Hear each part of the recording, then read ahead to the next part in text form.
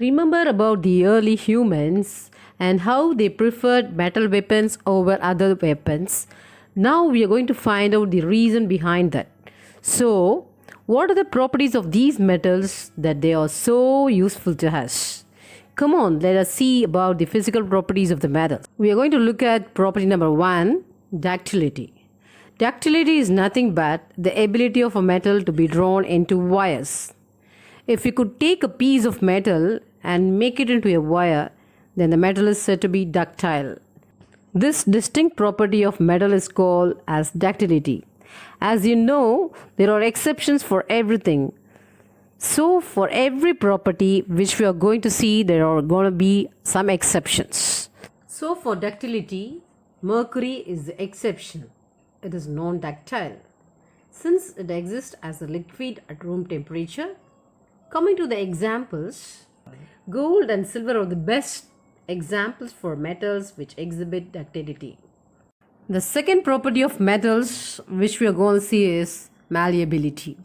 Malleability is defined as the ability of metal to be beaten into thin sheets. Now we are going to see the exceptions in malleability. They are mercury and sodium. They are non-malleable because it is not possible for us to beat them into this thin sheet. Now again, gold and silver are the best examples of malleable metals. Here is a malleable fact on malleability. An ounce of gold can be beaten into 300 square foot of sheet. Isn't that so amazing? Okay, let's move to the next property, hardness. I know all of you like hard metals because they cannot be broken, right? I hope everyone know about the shield which is displayed on the slide. So I think that I don't have to explain what it is. This shield is unquestionably made up of a metal, which is the reason behind its hardness. This property of metal makes the shield unbreakable. Not all metals are hard, and again, there are few exceptions. Do you have any guess? Yes, it is sodium, potassium, and lithium. Let us see about some super hard metals. Here they are: tungsten, osmium, and iridium.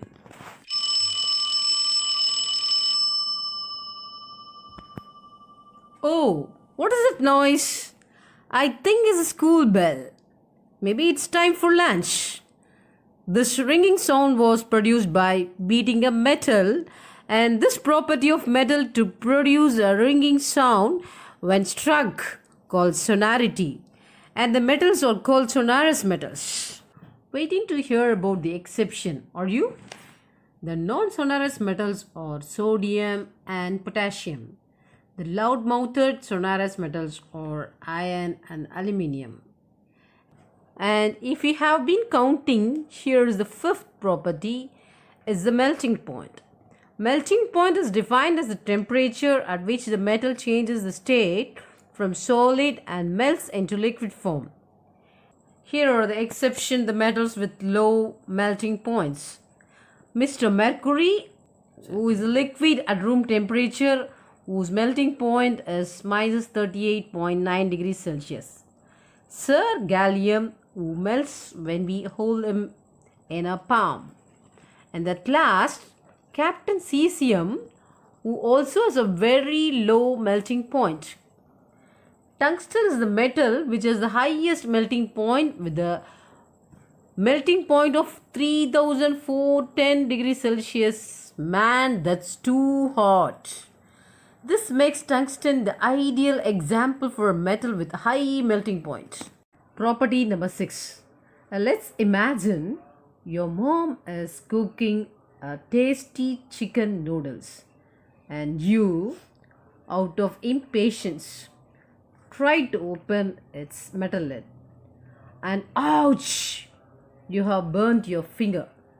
Have you ever wondered why this happens? This is because metals are good conductors of heat. Because of the same reason, you get an electric shock When you touch a metal which is conducting electricity, this makes them good conductors of heat and electricity. Exceptions: titanium, mercury, and lead are really poor conductors of electricity. Silver and copper are super good conductors of electricity. Do you know that silver is a better conductor than copper? But we still tend to use copper in our wire and vessels because it is uneconomical to use silver since it is very costly. Property number 7, lustrous. Guys, does the shiny helmet displayed on the slide remind you of someone? Oops, I guess I'm going out of the topic. This property of metal to have a shining and lustrous beautiful surface is called luster, and the metals which exhibit this property are called lustrous metals. There are exceptionally non-lustrous, dull and boring metals too, like sodium. Examples: platinum, rhodium, gold, ruthenium. These beautiful and shiny metals are perfect examples of lustrous metals. Okay, guys, I guess that's all for today. Hope you liked and understood today's lesson. Please share your valuable comments because that would help me to improve our classes.